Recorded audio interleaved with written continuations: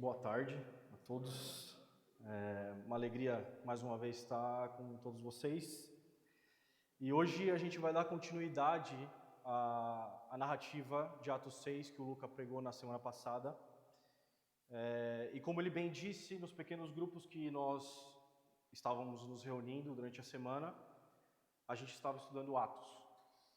E desde o início a gente viu como aquela igreja estava crescendo, né?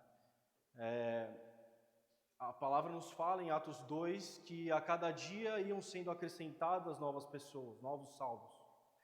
E a nossa ideia em estudar Atos era justamente trazer os pontos que fortaleceram a igreja naquela altura, a igreja primitiva. Como é que essa igreja agia? Como os membros se portavam? Qual é o nosso papel de igreja perante a sociedade? E à medida que a igreja cresce as pessoas, obviamente, mas também crescem os desafios, crescem os problemas. E um desses desafios que eles estavam enfrentando ali era justamente um desafio interno. O cuidado com as viúvas. Eles estavam negligenciando a partilha diária com as viúvas e os discípulos já não estavam conseguindo mais dar conta de fazer tudo, só eles. Então eles elegeram 7 homens cheios do Espírito e de sabedoria. E a palavra nos fala que um deles ali se destacou, que é Estevão. Nós já vimos na semana passada um pouco sobre ele, e o texto, como todos podem ver, é um pouco longo, mas é basicamente a defesa que Estevão vai dar perante ao Sinédrio ali. Estevão, ele se destaca não pela sua popularidade, não porque ele era famoso, mas porque ele tinha caráter e o coração moldado de acordo com a cruz. A mensagem anterior, que já agora, se você não escutou nas redes sociais, no YouTube, no Spotify, recomendo que você escute, porque hoje é uma continuação dessa palavra. O Lucas nos mostrou 3 pontos, basicamente, ali. Primeiro ponto, e isso é para que vocês entendam um pouco o que nós vamos falar aqui hoje, para dar essa introdução. O primeiro ponto que o Lucas trouxe, trouxe o servo é moldado pelo Espírito. O exemplo de Estevão, desculpa que eu vou falar muitas vezes Estevão também, mas é Estevão, ele servia com humildade e renúncia. O segundo ponto que o Lucas trouxe é que o servo enfrenta oposição. Assim como Estevão, ele foi acusado injustamente por falar com sabedoria e poder. E o terceiro e último ponto que o Lucas nos trouxe foi que o servo reflete a glória de Cristo no sofrimento. Assim como Estevão, que mesmo em meio à injustiça, ele continuou apontando para Jesus.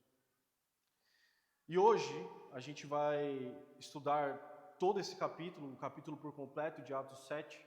Não se assuste, não vamos ficar aqui 2 horas, mas e a gente vai ver o desfecho desse capítulo, dessa história de Estevão, né? Ele não apenas servia com as mãos, como ficou claro para a gente às vezes tem a ideia que o diácono serve mais no culto, serve à mesa, ajuda na semana, mas a palavra nos fala que ele também servia com a boca, e mais do que isso, ele também servia com a sua própria vida. Ele se torna o primeiro mártir registrado no Novo Testamento. E esses versículos não nos mostram apenas uma defesa pessoal de Estevão. Falam sobre a fidelidade e a soberania de Deus na história da salvação. Falam de um povo de coração endurecido, que sempre resistiu ao Espírito Santo, e também nos mostra a coragem de um homem cheio de fé, que enfrentou a morte com os olhos fixos em Cristo Jesus. A pergunta, antes da gente ir tão a fundo nesse texto, e que é uma continuidade do que o Lucas falou, será que nós, como igreja, estamos dispostos a seguir esse mesmo caminho do servo? Até onde você está disposto a ir por fidelidade a Cristo? Você continuaria firme, ainda que lhe custasse tudo? Vou tomar um pouco de água aqui, minha boca já está seca. É sobre isso que a gente vai falar hoje. O capítulo 7 de Atos não é apenas o mais longo discurso que a gente encontra nesse livro, mas é o ápice de uma vida moldada pelo Espírito Santo. Uma vida não só moldada pelo Espírito Santo, mas também consumada em fidelidade a Cristo. Estevão, recém-escolhido para servir às mesas, agora se torna réu do Sinédrio. E aqui não se trata de uma simples defesa pessoal, como eu já falei, mas uma exposição teológica profunda, feita com ousadia, sabedoria e reverência. O discurso de Estevão demonstra que a história de Israel é uma história de resistência a Deus e que a acusação contra os líderes não tem tom de arrogância, mas de zelo e fidelidade com a palavra de Deus. Gente, Estevão, ele não estava diante de qualquer tribunal. Estevão, ele estava simplesmente diante das mesmas pessoas que condenaram a Jesus. Ele tinha plena consciência de quem eram aquelas pessoas. Frios, calculistas, eles fariam de tudo para derrubar Estevão também. Seria muito fácil se a gente colocasse na pele de Estevão, e a gente provavelmente seria uma das pessoas que não bateria como ele bateu nesse texto. E mesmo perante a essa situação, perante ao Sinédrio, dessas pessoas que condenaram a Jesus, não fez Estevão recuar. Ele faz um discurso que confronta, ele faz um discurso que denuncia os atos, e ele faz um discurso que proclama a palavra de Deus, não com violência, mas com convicção. John Stott diz que o discurso de Estevão é uma exposição da soberania de Deus e da obstinação de um povo, e que o ponto culminante do seu discurso é mostrar que a salvação nunca esteve presa ao templo ou à terra, mas sempre esteve centrada em Cristo. O Luca comentou sobre o servo cruciforme, que ele é moldado pela cruz. O servo cruciforme, ele não teme. Ele não teme nem a oposição, ele não teme nem a morte, porque ele tem os olhos fixos na cruz de Cristo. Estevão não fez um discurso sobre heroísmo pessoal, ele não estava interessado em elevar a sua personalidade, que ele fosse uma pessoa eloquente ou alguma coisa assim. Na realidade, Estevão ali, ele faz um discurso sobre fidelidade e sobre o preço da fidelidade. Uma fidelidade que não se negocia com o pecado, uma fidelidade que prefere perder a vida do que negar a verdade, a fidelidade que nos chama a viver de modo que Cristo seja mais precioso que tudo na nossa vida.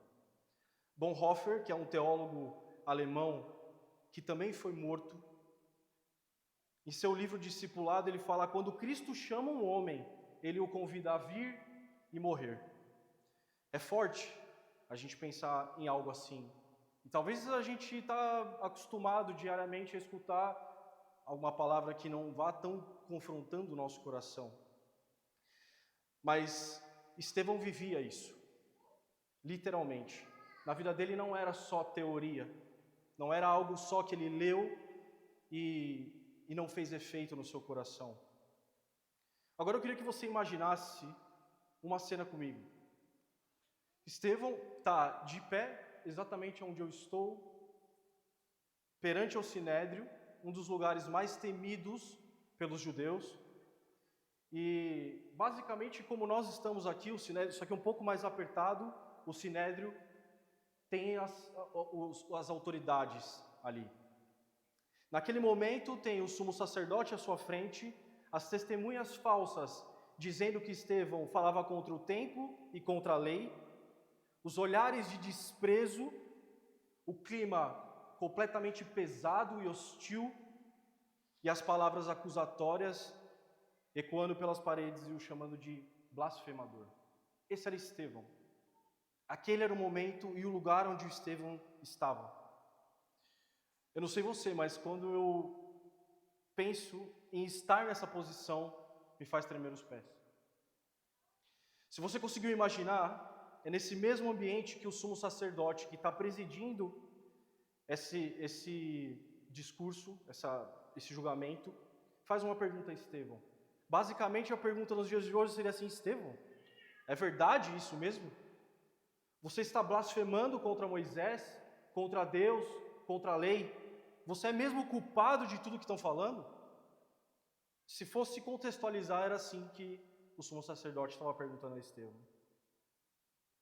E a primeira coisa que Estevão faz na sua resposta, ele fala: irmãos e pais.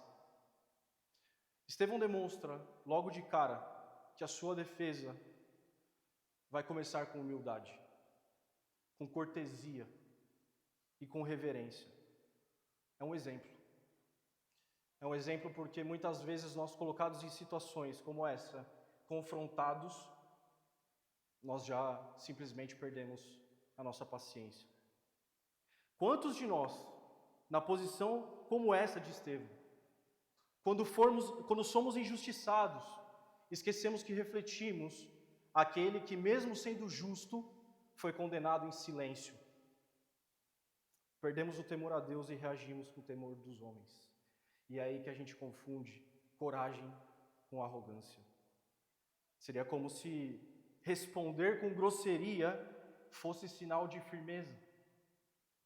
Mas o servo que reflete a cruz de Cristo, o servo que reflete a Cristo, não negocia fidelidade com autopreservação. Estevão nos ensina que falar a verdade em amor começa com uma postura humilde e uma convicção inabalável. O servo que reflete a Cristo é corajoso. Ele não se cala diante da mentira e não precisa tratar com agressividade. John Stott também comenta que Estevão não estava preocupado em salvar a sua pele, mas em honrar a Cristo. Sua defesa não era legal, era teológica, e seu juiz não era o Sinédrio. Engana-se se a gente pensa que Estevão estava perante aqueles homens. Ele estava perante ao Deus, o Deus soberano da história. Meus irmãos, achamos que o que fazemos em terra não tem peso no céu. Muitas vezes a gente pode pensar que as nossas atitudes não refletem na nossa eternidade. Mas Estevão, ele tinha plena ciência disso. Ele não estava preocupado em preservar a sua reputação perante os homens, ou a sua posição em relação à sociedade, ou a sua própria vida. Ele está comprometido em honrar a Cristo, mesmo que lhe custasse tudo, até mesmo a sua vida. Estevão responde ao sumo sacerdote, e na realidade não é uma simples resposta, ele está proclamando a palavra de Deus, e à medida que nós ouvimos aqui a palavra sendo falada, vemos uma lição sobre a história da redenção. Ele nos mostra que desde o início, Deus tem agido soberanamente para cumprir o seu propósito, mesmo diante da constante resistência do seu próprio povo. Do seu próprio povo é o que Estevão começa falando dos versículos de 2 a 8. Primeiro ele começa a história lá em Abraão. E ele fala, e ele não começa falando diretamente de Moisés, porque Moisés vai ter um espaço reservado nesse discurso de Estevão.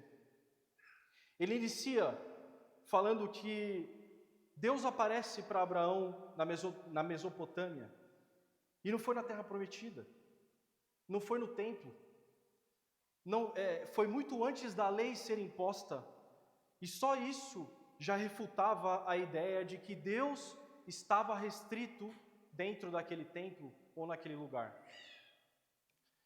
Abraão foi chamado para sair da sua terra sem nem sequer saber para onde ele ia.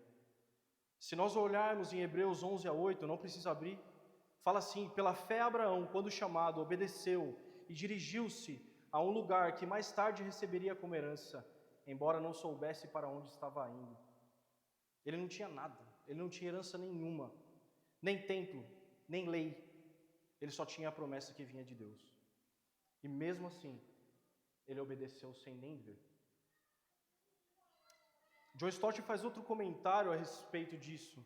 Ele fala que a verdadeira herança de Abraão não é étnica, como muita gente acredita, é espiritual. O povo de Deus é definido pela fé e não pela descendência. O que Estevão estava querendo dizer era basicamente assim: vocês se dizem filhos de Abraão, mas não agem como ele. Vocês não têm a fé que ele, igual a dele, que obedece. Vocês têm o orgulho que resiste a Deus. Assim como Abraão, que saiu da sua terra, Cristo deixou a sua glória dos céus. Ambos confiando plenamente no Pai. Abraão carregava uma promessa, mas Jesus é a promessa encarnada. E a gente não pode esperar ver para a gente crer naquilo que Deus tem colocado na nossa frente. 2 Coríntios 5,7 fala: porque vivemos pela fé e não pelo que vemos. Se hoje você chegou aqui achando que, enfim, você tem que ver alguma coisa para você acreditar em Deus, obedeça, mesmo sem entender tudo o que Ele tem colocado na sua frente. Viva como quem realmente crê que Deus ele é fiel. O segundo personagem que Estevão vai citar na sua defesa é José, que fala dos versículos 9 ao 16. E Estevão relembra que os próprios patriarcas, os pais das 12 tribos, cometeram pecado contra seu próprio irmão. José foi rejeitado pela sua própria família, mas foi exaltado por Deus e usado como instrumento para a salvação daquele povo. Estevão está deixando claro, mais uma vez, vocês estão repetindo o padrão. Rejeitam quem Deus escolheu para ser Salvador. Já rejeitaram a José e agora rejeitam a Jesus.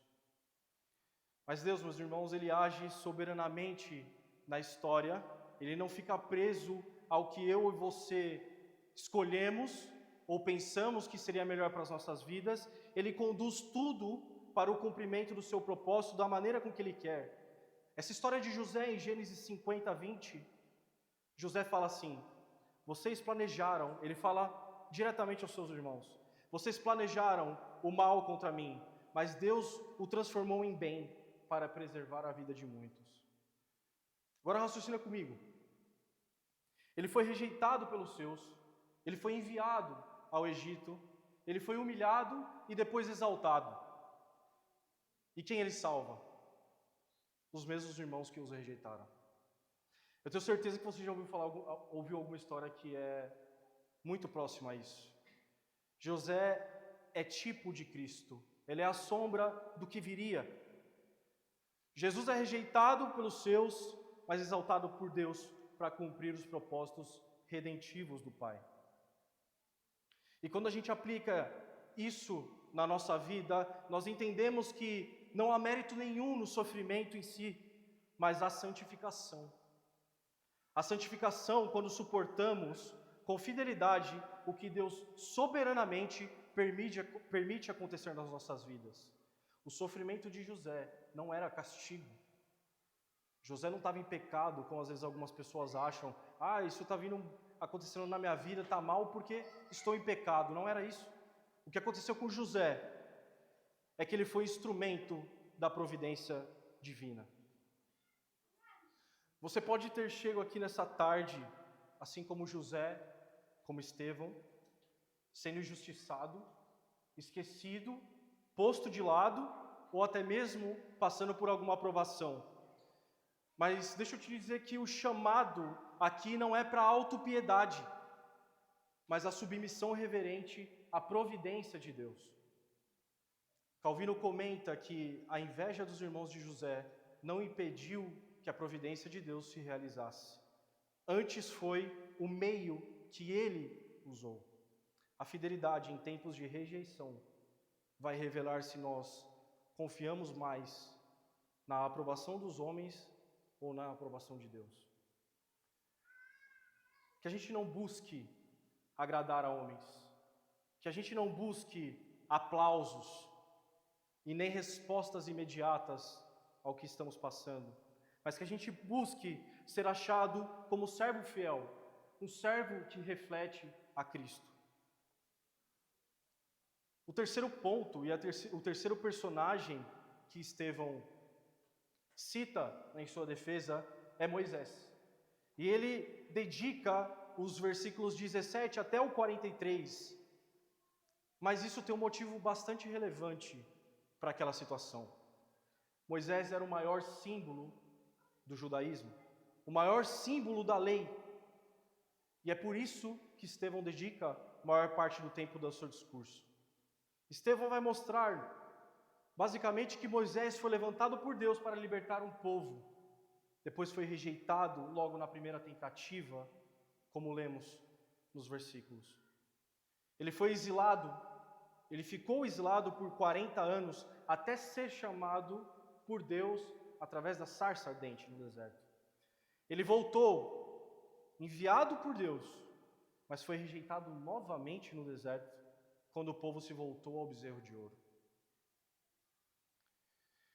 Estevão, aqui, basicamente, ele está escancarando um padrão histórico daqueles judeus.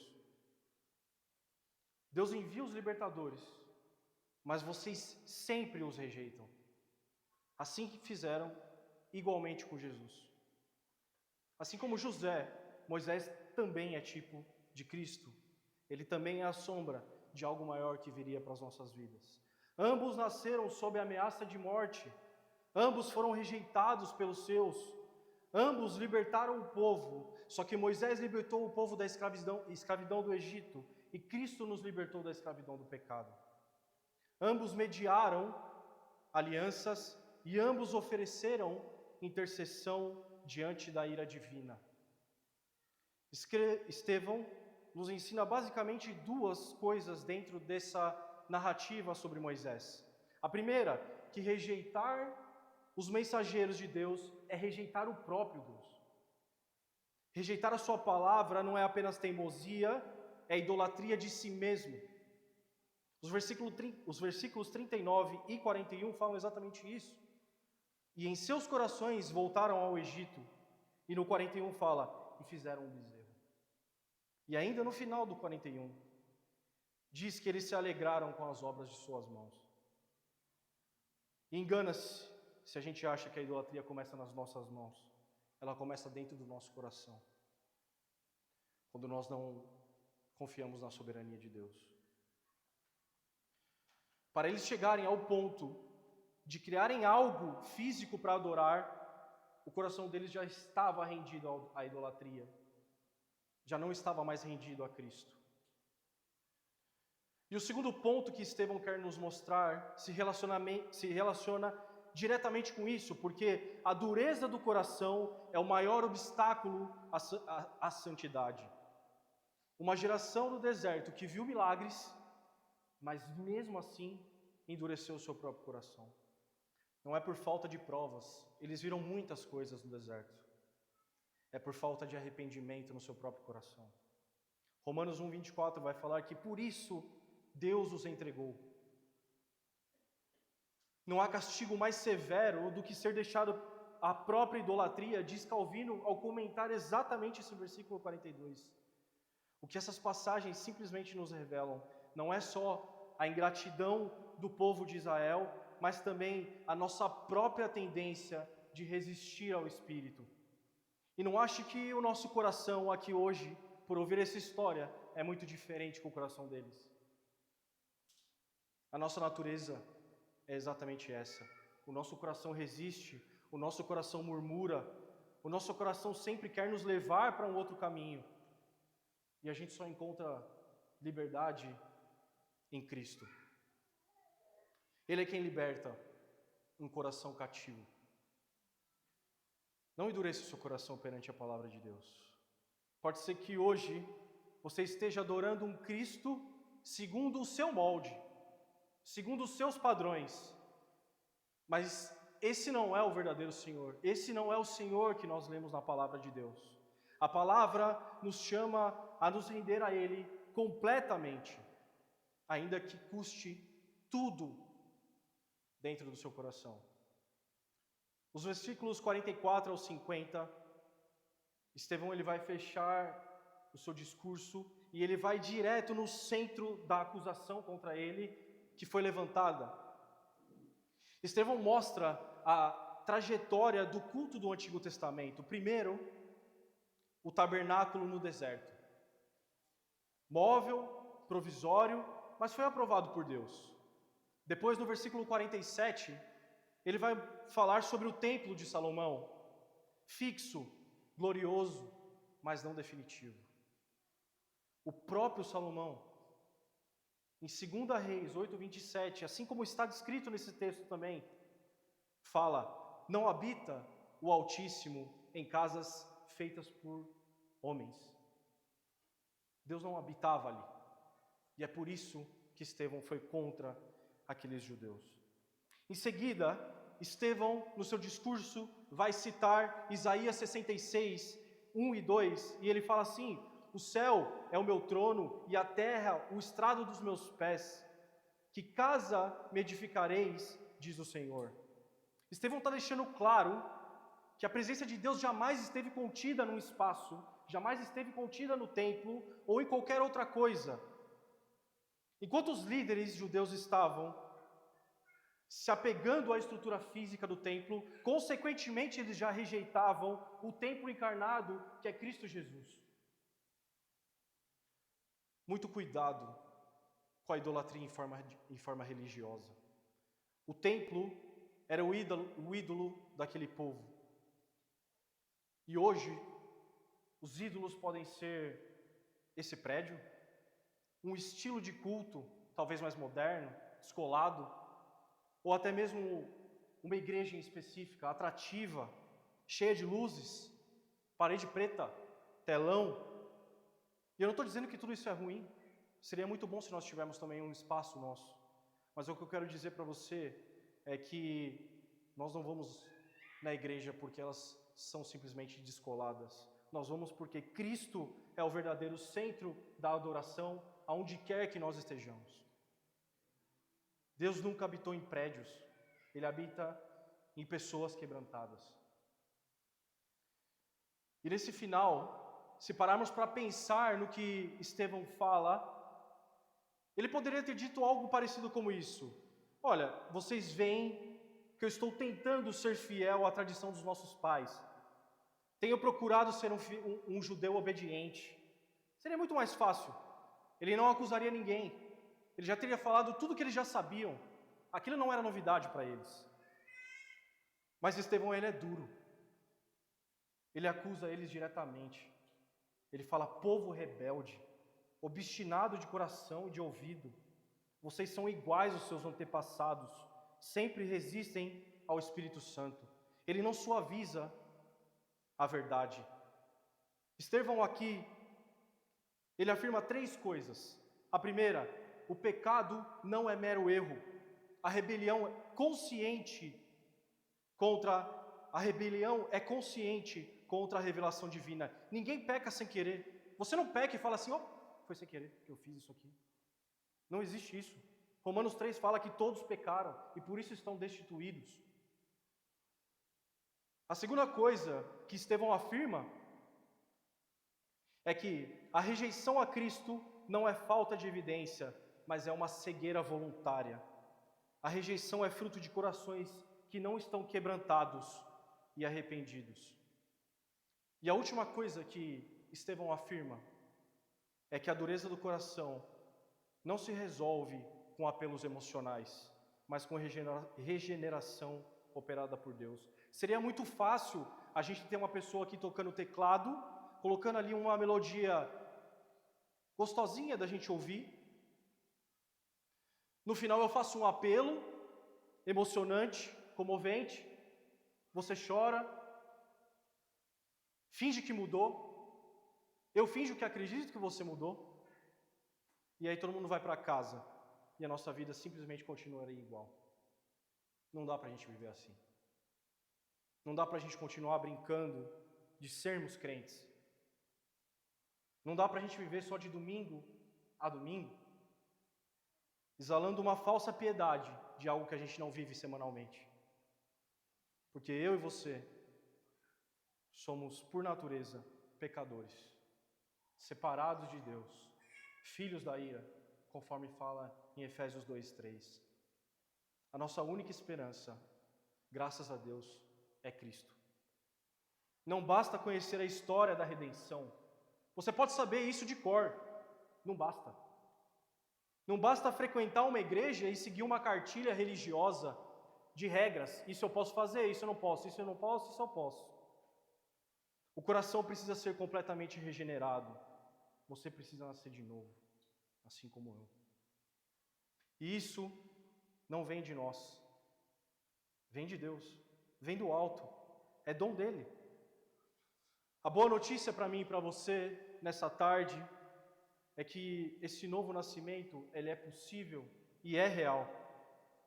Não porque nós merecemos alguma coisa, mas porque Cristo morreu por pecadores como eu e como você. O texto, nos versículos 54 ao 56, nos diz que, ouvindo isso, eles ficaram furiosos, rangiam os dentes contra ele. Mas Estevão, cheio do Espírito, levantou os olhos para o céu e viu a glória de Deus, e Jesus de pé, à direita de Deus, e disse: Vejo o céu aberto, e o Filho do Homem de pé à direita de Deus. Para os judeus ouvirem isso, naquele momento foi, eu acho que, o ápice do discurso de Estevão. Eles ficaram completamente malucos. Eles não acreditavam em Jesus. E basicamente ele está falando que Jesus está no céu, em pé. E ele está vendo isso. Enquanto Estevão falava, eles rangiam os dentes. E é interessante porque esse é o único lugar no Novo Testamento onde diz que Jesus está de pé e não assentado ao lado do Pai. E John Stott comenta que Cristo se levanta como advogado e recebe o seu servo fiel com honra. Estevão vê a glória que vale mais do que a vida. A sua atitude mostra que o morrer para Cristo não visa uma aprovação terrena, mas unicamente a aprovação do céu. E nos versículos finais, Estevão fala assim: eles taparam os ouvidos e gritando bem alto, a história nos fala assim, eles taparam os ouvidos e gritando bem alto, lançaram-se todos contra ele, arrastaram-no para fora da cidade e começaram a apedrejá-lo. As testemunhas deixaram seus mantos aos pés de um jovem chamado Saulo. Enquanto apedrejavam Estevão, este chorava e falava: Senhor Jesus, recebe o meu espírito. Então caiu de joelhos e bradou e disse: Senhor, não os consideres culpados deste pecado. E dizendo isso, adormeceu. Mesmo sendo apedrejado, Estevão não grita por justiça. O Luca, na semana passada, falou que para Estevão era muito mais fácil se ele orasse: fulmina todo mundo aqui. Deus poderia fazer se ele quisesse, obviamente. Mas Estevão está dando uma lição a eles. Estevão clama não por justiça, mas por graça. Senhor, não os considereis culpados deste pecado. E isso não soa familiar. Em Lucas 23, 34, o próprio Jesus, na cruz, fala: Pai, perdoa-lhes, porque eles não sabem o que fazem. Estevão não imita Jesus por força de vontade ou porque ele é bonzinho. Estevão, ele é um servo que reflete a Jesus. Ele está cheio do Espírito. Martin Lloyd-Jones vai falar que Estevão não é apenas um modelo moral, é um exemplo do que o Espírito pode fazer num coração entregue a Jesus. Estevão não queria impressionar. Ele não queria falar bonito. Ele não estava preocupado com isso. Ele só simplesmente queria ser fiel. E por ele querer ser fiel, ele pregou com fidelidade, mesmo na morte iminente. Ele foi cheio do Espírito. Ele amou os seus inimigos até o último momento. E ele morreu da mesma forma com que ele viveu, com os olhos fixos em Jesus. Talvez, ao ouvir essa pregação, você tenha sido confrontado, assim como eu fui, e você pense: essa palavra foi dura.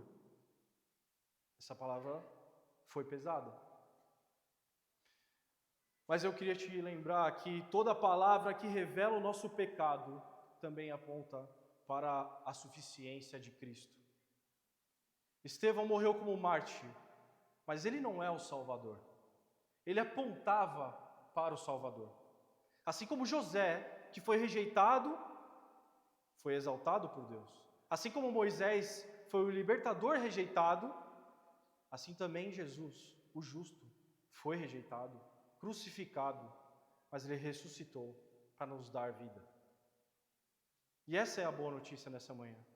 A mesma graça que sustentou Estevão até o fim, é a graça que hoje pode perdoar o meu e o seu pecado e transformar o nosso coração. Eu tinha preparado uma mensagem completamente diferente para essa tarde. E o título dessa mensagem era Ainda que me custe tudo. E eu faço algumas perguntas para você. Ainda que custe a sua reputação no seu trabalho, perante a sua família, ou perante os seus amigos. Ainda que custe o seu relacionamento, ainda que custe o conforto que hoje você tem, e ainda que custe a sua vida. O servo que reflete a Cristo é aquele que, como Estevão, não busca a própria glória, nem busca fazer as próprias vontades, mas tem uma vida de entrega, porque ela já foi alcançada pela cruz. Estevão compreendia isso, e ele não viveu para preservar a sua vida. Estevão viveu para testemunhar um rei que vive e já venceu a morte. Em Hebreus 3, os versículos 7 e 8 fala: assim como diz o Espírito Santo, hoje, se vocês ouvirem a sua voz, não endureçam o coração. Se Cristo falou no seu coração hoje, não endureça. Tome uma decisão. Se arrependa dos seus pecados. Eu queria orar com você. Baixe sua cabeça, feche seus olhos. Deus, obrigado pela Tua palavra, que é viva, que nos confronta e nos faz, Senhor, nos arrependermos, Senhor, dos nossos pecados, Pai.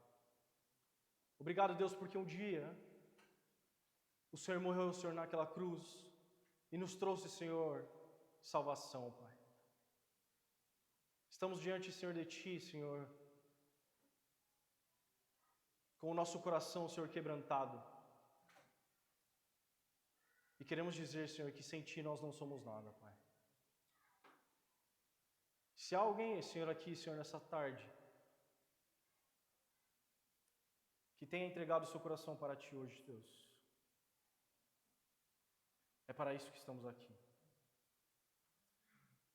Obrigado, Deus, pela Tua palavra, que ela é rica e fala, Senhor, nos nossos corações, que nos confronta e nos limpa, Senhor, do pecado, Deus. Nós Te agradecemos. Glorificamos ao Teu nome, Pai. Em nome de Jesus.